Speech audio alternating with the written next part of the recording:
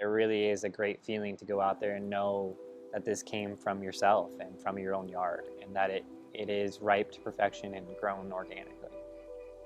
This has really opened up our eyes into what can be cultivated here in our region of California, that we could grow bananas here and we can grow all these tropicals. It really kind of opened my eyes to why aren't we?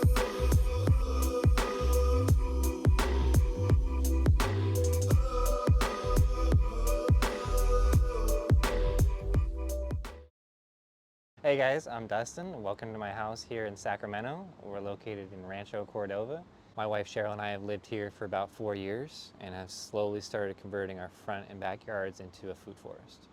We began converting the backyard initially about 4 years ago and went to the front yard thereafter.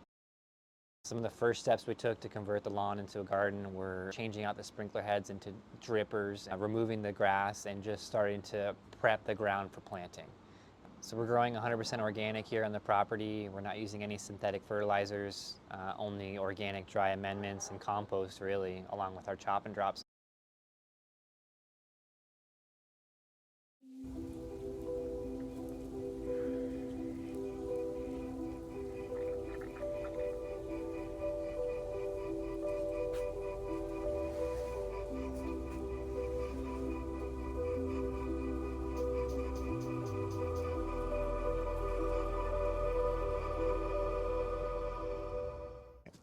So here we have a pear tree that was here on the property when we purchased it.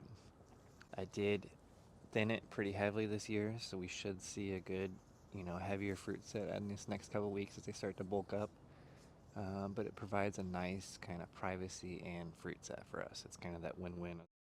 This is our really densely planted area. This is where we started off first, and I'm really kind of trying to get everything to this level of density in the yard. Start off with the lower level of blueberries. We've got pawpaws, guavas, pineapple guavas, bananas, dragon fruit, sugarcane, all in this 6-7 foot area.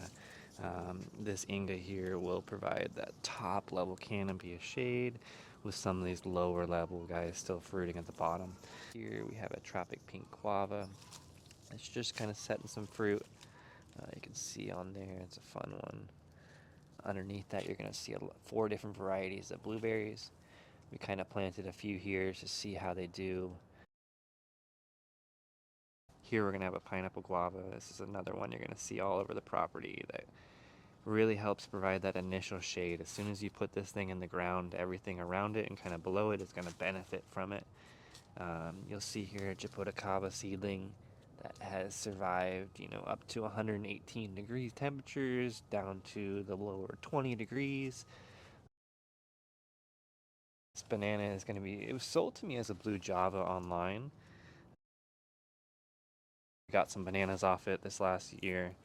They're a lot smaller, really good tasting variety, but I think it's much more of like a namwa type. Tastes like apple, really small, thin skin. But it provides great mulch, great overstory. Even if these things didn't fruit for me here, I would still grow them just because of this cover and this mulch. Here, the banana will still be providing some shade covers for the mango seedlings we have going down here. This mango seedling survived, 110 degrees for over a week, almost 10 days, and took really no damage because of that overstory of the banana.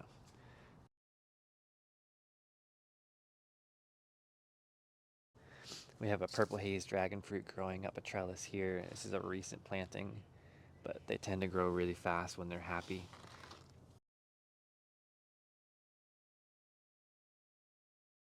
So this will actually start to flower once it drapes over the wood in the trellis. That's why we have this trellis set up here, just to provide a little bit of support, but also to kind of initiate it to fall over.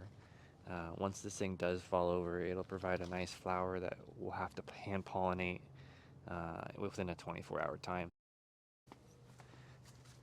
We're going to see our avocados to the right here. We have our A and B type varieties. I planted these guys almost in the same hole. They're about 3 feet away from each other. In here, they provide their own mulch just from the leaves dropped. We did have about 10 days over 110 degrees.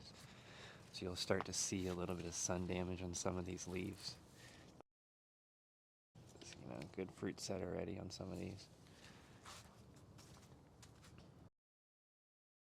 So here I have two different varieties of grapes planted. The main one you're seeing flowering or fruiting is going to be our flame red grape. It produces the best for us here. And here you're actually seeing that color change happening.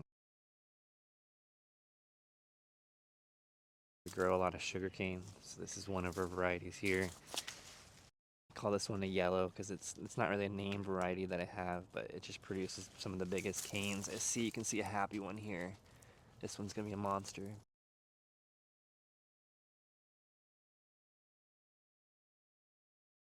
More pineapple guavas all throughout the yard. You'll see these. They're very low maintenance, drought tolerant. Here we have a Brazilian milk tree fruit. This is a seedling acquired from Bellamy trees. But yeah, it's just sitting under here the canopy of our pluary. So this is a plum and cherry hybrid. We tend to bag up a lot of these fruits because the birds lately have been eating them alive. These guys are good.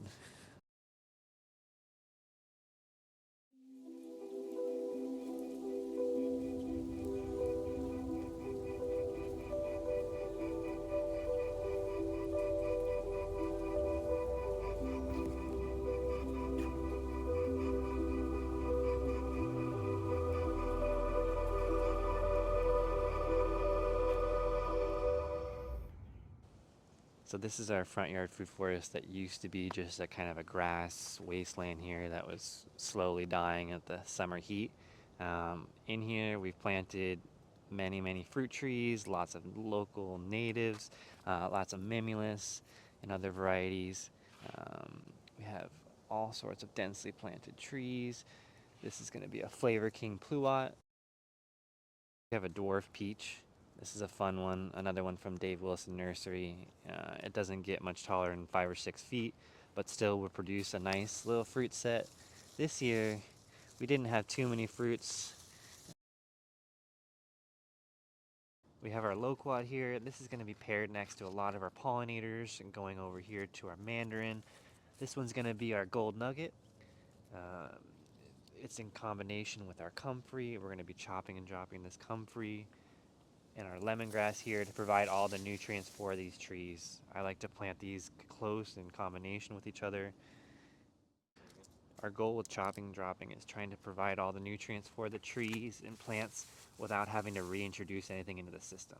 That the system kind of provides it with itself. So all this on the top is from the lemongrass, providing our own mulch and nutrients for the trees. Kind of a more natural set where nature kind of provides everything we need for it. This is a Sabra jaboticaba. This is another seedling that's about 6 or 7 years old. So these typically need about 10 years to start fruiting. So I'm hoping pretty soon she'll start to actually produce some flowers or fruits for me. But you can see some sun damage from the full sun there.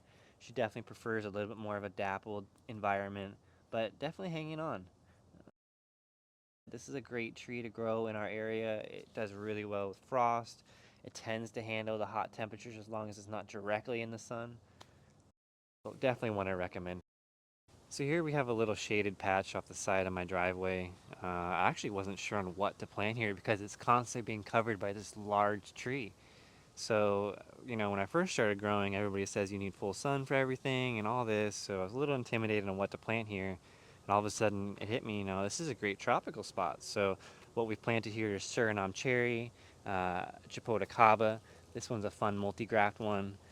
We have Caracara orange, lemongrass, dwarf avocado. This one's the Wurtz avocado, W-U-R-T-Z, or the little cado, some people call it. It's still technically an avocado, so it'll still get to a tree size, but not anywhere near as big as a regular avocado. Here we have an ice cream variety from Green Dreams, ice cream banana, along with a dwarf Cavendish. These two are closely planted almost on a mound here, and what we did is we brought in a lot of compost and organic material to kind of build it up a little bit. And this will just provide that initial nutrient level to get the bananas supercharged. Patanga tuba, more of those guavas. Here we actually have a fruiting jaboticaba. If you get in there close, you can actually see a couple little fruits coming off there for the first time, so I'm pretty stoked. I hope those hanging on.